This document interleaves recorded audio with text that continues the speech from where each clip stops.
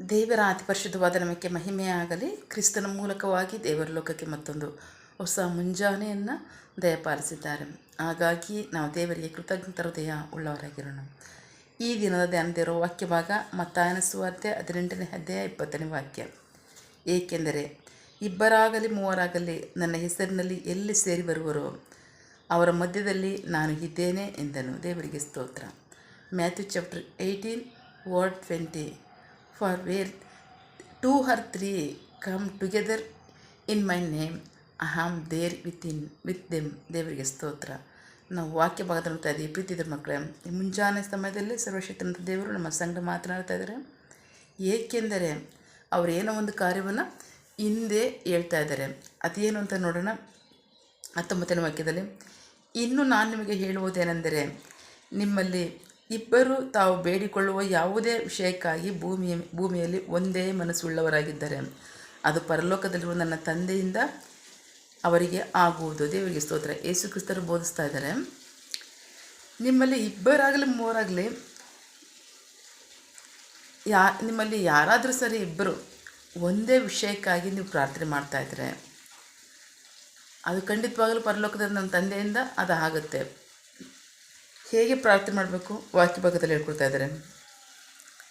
ಎಲ್ಲೇ ಹಾಕೊಳ್ಳಿ, ಭೂಮಿಯಲ್ಲಿ ಎಲ್ಲೇ ಆಗಲಿ, ಇಬ್ಬರು ಒಂದೇ ವಿಷಯಕ್ಕಾಗಿ ಒಂದೇ ಮನಸ್ಸುಳ್ಳವರಾಗಿ ಒಂದು ವಿಷಯಕ್ಕೆ ಪ್ರಾರ್ಥನೆ ಮಾಡೋದಾದರೆ ಖಚಿತವಾಗಿ ಅದು ನನ್ನ ತಂದೆಯಿಂದ ಆಗುತ್ತೆ ಅಂತ ಯೇಸು ಕ್ರಿಸ್ತರು ಹೇಳ್ತಾರೆ. ದೇವರಿಗೆ ಸ್ತೋತ್ರ.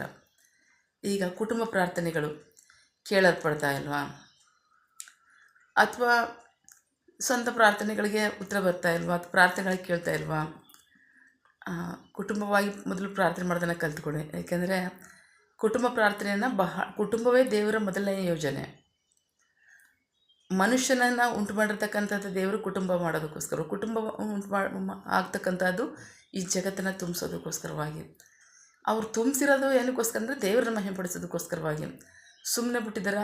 ಸಮಸ್ತವನ್ನು ಉಂಟು ಮಾಡಿ ಎಲ್ಲವನ್ನು ಆಳ್ವಿಕೆ ಮಾಡಿರಿ, ಅನುಭವಿಸಿರಿ.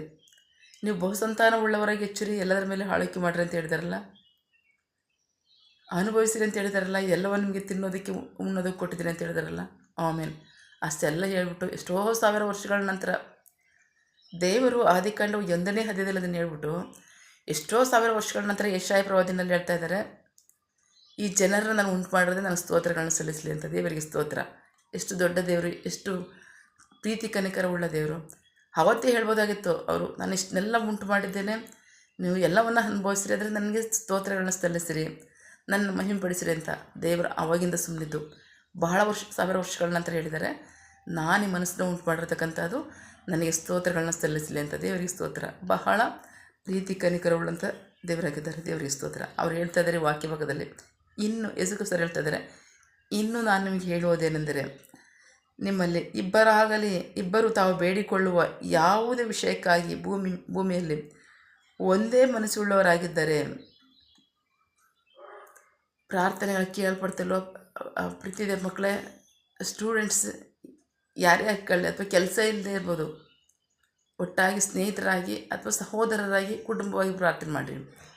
ಒಬ್ರಿಗೊಬ್ರು ಪ್ರಾರ್ಥನೆ ಮಾಡಿರಿ.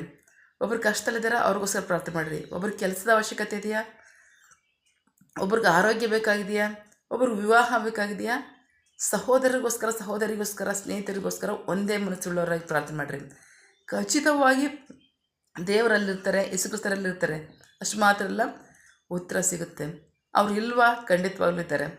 ಮತ್ತಾಯನ ಸುವಾರ್ತೆ 18ನೇ ಅಧ್ಯಾಯದಲ್ಲಿ 20ನೇ ವಾಕ್ಯದಲ್ಲಿ ಹೇಳಿದ್ರು, ಯುಗದ ಸಮಾಪ್ತಿಯವರಿಗೆ ಎಲ್ಲ ದಿನಗಳು ನಾನು ನಿಮ್ಮ ಸಂಗಡ ಇದ್ದೀನಿ ಅಂತ. ಇದ್ದಾರೆ.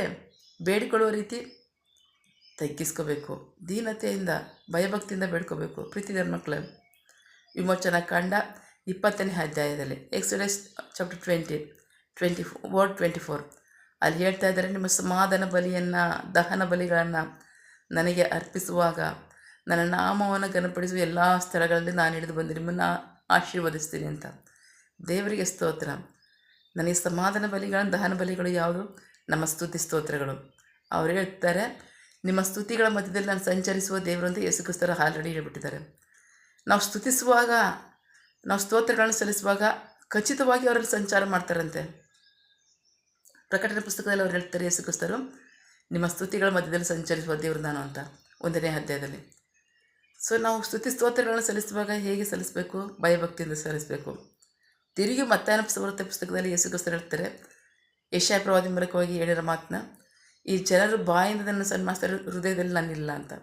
ಸೊ ಬೇಕಾದು ದೇವರು ಸಂಪೂರ್ಣವಾಗಿ ನಮ್ಮನ್ನು ಪರೀಕ್ಷೆ ಮಾಡ್ತಾಯಿದ್ದಾರೆ, ಸಂಪೂರ್ಣವಾಗಿ ನಮ್ಮನ್ನು ಅಬ್ಸರ್ವ್ ಮಾಡ್ತಾರೆ. ನಾವು ಕಾಟಾಚಾರಕ್ಕೋ ಬೇಜವಾಬ್ದಾರಿಗೋ ಅಥವಾ ನಮ್ಮ ಟೈಮ್ ಇಲ್ಲ ಅಂತಲೋ ಇಷ್ಟಾನುಸಾರವಾಗಿ ಪ್ರಾರ್ಥನೆ ಮಾಡಿದಾಗಲೇ ಇಷ್ಟಾನುಸಾರವಾಗಿ ಆರಾಧನೆ ಮಾಡಿದಾಗಲೇ ಬಿಟ್ಬಿಡ್ರಿ. ಭಯಭಕ್ತಿಯಿಂದ ಆರಾಧನೆ ಮಾಡಿರಿ, ತಕ್ಷಣ ಪ್ರಾರ್ಥನೆ ಉತ್ತರ ಬರುತ್ತೆ.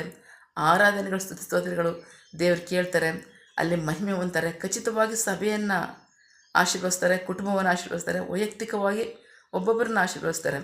ಆಮೇಲೆ ನಾವು ಭಯಭಕ್ತಿಯಿಂದ ಪೂರ್ಣ ಹೃದಯದಿಂದ ಪೂರ್ಣ ಶಕ್ತಿಯಿಂದ ಪೂರ್ಣ ಬಲದಿಂದ ದೇವರನ್ನ ಆರಾಧಿಸುವಾಗ ಆಮೇಲೆ. ಸೊ ಹಾಗಾಗಿ ಖಂಡಿತವಾಗ್ಲೂ ಅದು ವ್ಯರ್ಥ ಆಗಲ್ಲ. ದೇವರು ಕೇಳುವವರಾಗಿದ್ದಾರೆ, ಕೇಳೋದೇ ಅವರ ಆಸಕ್ತಿಯಾಗಿದೆ. ಅವರು ಕೇಳ್ತಾರೆ, ಆಶೀರ್ವದಿಸ್ತಾರೆ. ಆಮೇಲೆ. ಸೊ ಹಾಗಾಗಿ ನಂಬಿಗಸ್ತರಾಗಿ ಭಯಭಕ್ತಿಯಿಂದ ದೇವರನ್ನ ಆರಾಧಿಸಿ ದೇವರಿಂದ ನಾವು ಆಶೀರ್ವಾದವನ್ನು ರಕ್ಷಣೆಯನ್ನು ಹೊಂದ್ಕೊಳ್ಳೋಣ. ಆಮೇಲೆ ಪ್ರಾರ್ಥಿಸಿಕೊಳ್ಳೋಣ.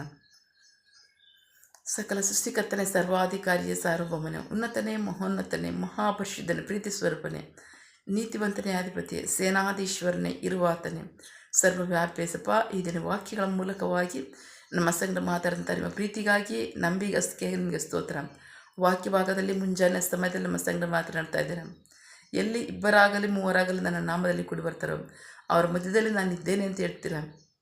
ನೀವು ಸದಾಕಾಲ ನಮ್ಮ ಸಂಗಡ ಇದ್ದೀರಾ. ಅದರ ಪ್ರಾರ್ಥನೆಗಳನ್ನ ಕೇಳುವವರು, ಉತ್ತರವನ್ನು ಕೊಡುವವರು ನೀವು ಆಗಿದ್ದೀರ. ಅದಕ್ಕಾಗಿ ನಿಮಗೆ ಸ್ತೋತ್ರ. ನಮ್ಮ ಸ್ತುತಿಗಳ ಮಧ್ಯದಲ್ಲಿ ಸಂಚರಿಸುವ ದೇವರಾಗಿದ್ದೀರ. ಅದಕ್ಕಾಗಿ ನಿಮಗೆ ಸ್ತೋತ್ರ. ಸ್ವಾಮಿ ಯೇಸಪ್ಪ, ನಿನ್ನ ಸಭೆಯನ್ನು, ನಿನ್ನ ಮಂದೆಯನ್ನು, ನಿನ್ನ ಜನರ ಕುಟುಂಬವನ್ನು, ಮತ್ತು ಅಷ್ಟು ಮಾತ್ರ ವೈಯಕ್ತಿಕವಾಗಿ ಪಾಪ ಅವರ ಅವಶ್ಯಕತೆಗಳು ಏನೇ ಇರ್ಬೋದು ಸ್ವಾಮಿ, ಅವ್ರನ್ನ ಸಂಧಿಸಿ ಅವರಿಗೆ ಸಹಾಯ ಮಾಡಿ. ನಿನ್ನ ಜನರಿಗೆ ಉಪಕಾರ ಉಂಟಾಗಲಿ, ನೀವು ಮಹಿಮೆ ಹೊಂದ್ಕೊಳ್ಳಿ, ನಿಮಗೆ ಮಹಿಮೆ ಆಗಲಿ, ನಿಮ್ಮ ಜನರಿಗೆ ಆಶೀರ್ವಾದ ರಕ್ಷಣೆ ಉಂಟಾಗಲಿ. ಆಮೇಲೆ. ಪ್ರಾರ್ಥನೆ ಕೇಳಿದ ಪ್ರೀತಿಗಾಗಿ ನಿಮಗೆ ಸ್ತೋತ್ರ. ಆಮೇಲೆ. ನಿನ್ನ ಜನರು ಕೈ ಮಾಡ್ತಕ್ಕಂಥ ಕೆಲಸವನ್ನು ಆಶೀರ್ವದಿಸು, ಅವರ ಅಗತ್ಯಗಳನ್ನ ಪೂರೈಸು, ಕೊರತೆಗಳನ್ನ ನೀಗಿಸು. ಆಮೇಲೆ. ಯಾವ ಕಾರ್ಯದಲ್ಲಿ ಅವರು ನಿರೀಕ್ಷೆ ಉಳ್ಳವರಾಗಿದ್ದಾರೆ ಆ ಕಾರ್ಯದಲ್ಲಿ ತಕ್ಕ ಸಮಯದಲ್ಲಿ ನಿಮ್ಮ ಚಿತ್ತಾನುಸಾರವಾಗಿ ಅದನ್ನು ಹೊಂದ್ಕೊಳ್ಳಿ. ಆಮೇಲೆ. ನೀವು ಹಾಗೆ ಮಾಡೋ ಪ್ರೀತಿಗಾಗಿ ನಂಬಿಗಸ್ಗೆ ನಿಮಗೆ ಸ್ತೋತ್ರ. ನಮ್ಮ ಪ್ರಾರ್ಥನೆ ನೀವು ಕೇಳಿದ್ದೀರಾ, ಅದರಂತೆ ನಡೆಸ್ತಿರೋದಕ್ಕಾಗಿ ಸ್ತೋತ್ರ. ನಮ್ಮ ಪ್ರಾರ್ಥನೆಯನ್ನು ನಮ್ಮ ರಕ್ಷಕನಾದ ಯೇಸು ಕ್ರಿಸ್ತರ ಅತಿ ಪರಿಶುದ್ಧವಾದ ನಾಮದಲ್ಲಿ ಪ್ರಾರ್ಥಿಸಿ ನಿಮ್ಮ ಪಾದಗಳು ಸಲ್ಲಿಸಿ ನಾವು ಬೇಡಿ ಬಂದಿದ್ದೇವೆ, ನಮ್ಮ ಜೀವ ತಂದೆ. Amen. God bless you all. ದೇವರು ತಾನೇ ಇದರ ವಾಕ್ಯಗಳ ಮೂಲಕವಾಗಿ ನಮ್ಮ ಸಂಗಡ ಮಾತನಾಡಿದ್ದಾರೆ, ನಮ್ಮನ್ನು ಆಶೀರ್ವದಿಸಿದ್ದಾರೆ. ಆಮೇನ್. All the best.